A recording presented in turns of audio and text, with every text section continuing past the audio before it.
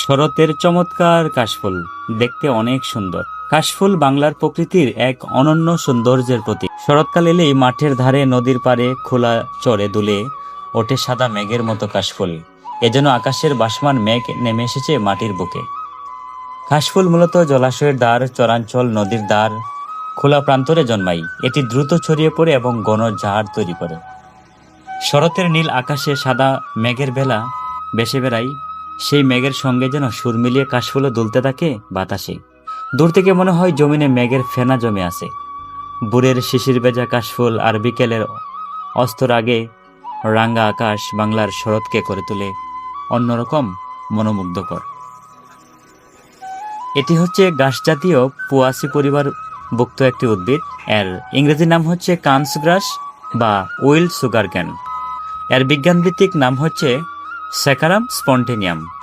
এটি দেখতে অত্যন্ত চমৎকার। শরতের রূপ সৌন্দর্যের প্রতীক হিসাবে শরৎকে বিবেচনা করা হয়। কাশফুলকে বাংলা কবি সাহিত্যিকেরা শরতের বার্তাবাহক বলেছেন।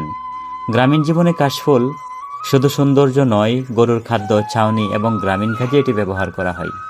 কাশফুলের সাদা স্নিগ্ধ রূপ প্রেম, পবিত্রতা এবং শান্তির প্রতীক হিসেবেও বিবেচিত হয়। কাশফুল দেখলে মানুষের মনে এক ধরনের স্বস্তি এবং প্রশান্তি আসে। শরতের কোলাহল থেকে দূরে গিয়ে শরতের কাশবনে দাঁড়ালে মনে হয় প্রকৃতি যেন নীরব কবিতা লিখছে সাদা ফুলের রেখায়।